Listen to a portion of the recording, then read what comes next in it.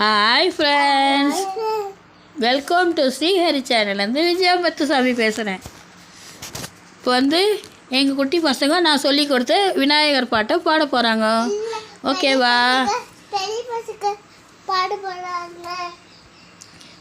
சொல்லுங்கள், பாடுங்க. பிரணீத் ராம் பிரணேஷ் லக்ஷ்மண். பாடு, ஸ்டார்ட் பண்ணு.